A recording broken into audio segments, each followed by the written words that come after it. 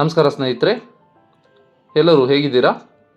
ಎಲ್ಲರೂ ಚೆನ್ನಾಗಿದ್ದೀರಾ ಅಂತ ಭಾವಿಸ್ತಾ ಇವತ್ತಿನ ವಿಡಿಯೋ ನೀವೆಲ್ಲರೂ ಕೇಳ್ತಿದ್ದ ವಿಷಯದ ಬಗ್ಗೆ, ಅದೇನೆಂದರೆ ವಿಕಲ್ಪ್ ಅಂದರೆ ಏನು, ಇದ್ರ ಬಗ್ಗೆ ತಿಳಿಸ್ಕೊಡಿ ಅಂತ ಕೇಳ್ತಿದ್ರಿ.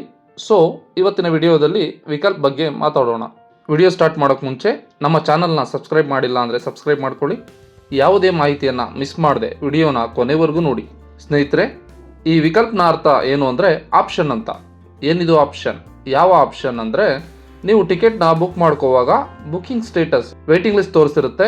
ಆಗ ನೀವು ಬುಕ್ ಮಾಡೋ ಟ್ರೈನ್ನ ನಂತರದ 30 ನಿಮಿಷದಿಂದ 72 ಗಂಟೆವರೆಗೆ ಇರುವ 7 ಟ್ರೈನ್ಗಳನ್ನು ಪ್ರಯಾಣಕ್ಕೆ ಆಯ್ಕೆ ಅಂದರೆ ಆಪ್ಟ್ ಮಾಡ್ಕೊಳ್ಳೋ ಸ್ಕೀಮ್ಗೆ ವಿಕಲ್ಪ್ ಅಂತ ಕರೀತಾರೆ.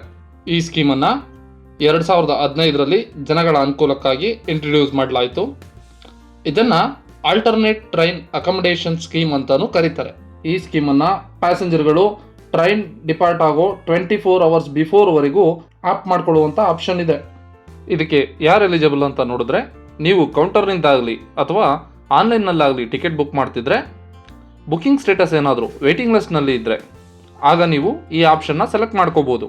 ನೀವು ವಿಕಲ್ಪ್ ಸೆಲೆಕ್ಟ್ ಮಾಡಿದ್ದೀರಾ ಅಂದ ಮಾತ್ರಕ್ಕೆ ನಿಮಗೆ ಸೀಟು ಕನ್ಫರ್ಮ್ ಆಗಿ ಸಿಗುತ್ತೆ ಅಂತ ಯಾವುದೇ ಗ್ಯಾರಂಟಿ ಆರ್ ವಾರಂಟಿ ಇರೋದಿಲ್ಲ. ನೀವು ಆಪ್ ಮಾಡಿರೋ ಟ್ರೈನ್ಗಳಲ್ಲಿ ಏನಾದರೂ ವೇಕೆನ್ಸಿ ಇದ್ದರೆ ಮಾತ್ರ ನಿಮಗೆ ಬರ್ತ್ ಕನ್ಫರ್ಮ್ ಆಗುವ ಚಾನ್ಸಸ್ ಇರುತ್ತೆ ಅಷ್ಟೇ. ಸರಿ, ವಿಕಲ್ಪ್ ಆಪ್ ಮಾಡ್ಕೊಂಡ್ರಿ, ಅದೃಷ್ಟ ಚೆನ್ನಾಗಿತ್ತು, ನೀವು ಆಪ್ ಮಾಡಿರೋ ನೆಕ್ಸ್ಟ್ ಟ್ರೈನಲ್ಲಿ ಕನ್ಫರ್ಮ್ ಆಯಿತು ಅಂದ್ಕೊಳ್ಳಿ. ಆಗ ನಿಮಗೆ ಆ ಟ್ರೈನಲ್ಲಿ ಪ್ರಯಾಣ ಮಾಡೋಕ್ಕೆ ಇಷ್ಟ ಇರೋಲ್ಲ, ಆರ್ ನಿಮ್ಮ ಟೈಮಿಂಗ್ಸ್ಗೆ ಆ ಟ್ರೈನ್ ಅಡ್ಜಸ್ಟ್ ಆಗ್ತಿಲ್ಲ ಅಂದ್ಕೊಂಡು ಟಿಕೆಟ್ನ ಕ್ಯಾನ್ಸಲ್ ಮಾಡಿಕೊಂಡ್ರೆ, as per cancellation and refund policy ನಿಮಗೆ ರೀಫಂಡ್ ಸಿಗುತ್ತೆ. ಇದರ ಬಗ್ಗೆ ಒಂದು ವಿಡಿಯೋ ಹಾಕಿದ್ದೀನಿ, ಲಿಂಕ್ ಡಿಸ್ಕ್ರಿಪ್ಷನ್ನಲ್ಲಿದೆ, ನೋಡ್ಕೊಂಡು ಬನ್ನಿ. ಈ ಸ್ಕೀಮ್ನಲ್ಲಿ ಒಂದೊಂದು ಸಾರಿ ನಿಮ್ಮ ಬೋರ್ಡಿಂಗ್ ಸ್ಟೇಷನ್ ಮತ್ತು ಟರ್ಮಿನೇಟ್ ಸ್ಟೇಷನ್ ಚೇಂಜ್ ಆಗುವ ಚಾನ್ಸಸ್ ಇರುತ್ತೆ. ಹೇಗೆ ಅಂದರೆ, ಕೆಲವೊಂದು ಸಾರಿ ನೀವು ಟಿಕೆಟ್ನ ಬೆಂಗಳೂರು ಸಿಟಿಯಿಂದ ಹೊರಡುವ ಟ್ರೈನ್ಗೆ ಮಾಡಿರ್ತೀರ, ಬಟ್ ಯಶವಂತಪುರಿಂದ ಹೊರಡೋ ಗಾಡಿಯಲ್ಲಿ ವೇಕೆನ್ಸಿ ಇರುತ್ತೆ. ಆಗ ನಿಮ್ಮ ಟಿಕೆಟ್ನ ಆ ಟ್ರೈನ್ಗೆ ವರ್ಗಾಯಿಸಲಾಗುತ್ತೆ. ಆಗ ನಿಮ್ಮ ಬೋರ್ಡಿಂಗ್ ಸ್ಟೇಷನ್ ಯಶವಂತಪುರ ಆಗುತ್ತೆ.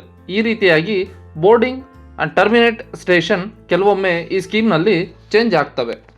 ಅಯ್ಯೋ, ಬುಕ್ ಮಾಡುವಾಗ ವಿಕಲ್ಪ್ನ ಆಪ್ಟ್ ಮಾಡೋದು ಮರ್ತೋದ್ವಿ, ಈಗ ಮಾಡ್ಬೋದಾ ಅಂದರೆ ಖಂಡಿತ ಮಾಡ್ಬೋದು. ಅದೇ ಬುಕ್ಕಿಂಗ್ ಐ ಡಿನಲ್ಲಿ ಲಾಗಿನ್ ಆಗಿ ಬುಕ್ಕಿಂಗ್ ಹಿಸ್ಟ್ರಿ ಲಿಂಕ್ ಓಪನ್ ಮಾಡಿಕೊಂಡ್ರೆ ನಿಮಗೆ ವಿಕಲ್ಪ್ ಆಪ್ ಮಾಡ್ಕೊಳ್ಳೋ ಲಿಂಕ್ ಸಿಗುತ್ತೆ. ವಿಕಲ್ಪ್ ಆಪ್ ಮಾಡ್ಕೊಂಡಿದ್ದೀವಿ ಬಿಡು ಅಂತ ಸುಮ್ಮನಾಗಬಾರ್ದು, ಯಾಕಂದರೆ ಕೆಲವೊಮ್ಮೆ ಆಫ್ಟರ್ ಚಾಟಿಂಗ್ ನಿಮ್ಮನ್ನು ಯಾವ ಟ್ರೈನ್ಗೆ ವರ್ಗಾಯಿಸ್ತಾರೆ ಅಂತ ಗೊತ್ತಾಗಲ್ಲ. ಸೊ ಟ್ರೈನ್ ಹೊರಡೋ 4 ಅವರ್ ಮುಂಚೆ PNR ಸ್ಟೇಟಸ್ನ ಚೆಕ್ ಮಾಡ್ಕೊಳ್ಳೋದು ತುಂಬ ಒಳ್ಳೆಯದು.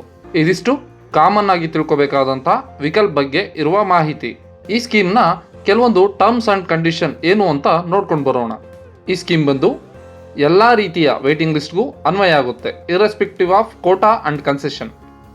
ಈ ಸ್ಕೀಮ್ನಲ್ಲಿ ಬುಕ್ ಮಾಡಿದಾಗ ನೀವು ಬುಕ್ ಮಾಡಿರೋ ಟ್ರೈನಲ್ಲಿ ನಿಮ್ಮದು ಫುಲ್ಲಿ ವೇಟಿಂಗ್ ಲಿಸ್ಟ್ ಇದ್ದರೆ ಮಾತ್ರ ಈ ಸ್ಕೀಮ್ ಅಪ್ಲೈ ಆಗೋದು.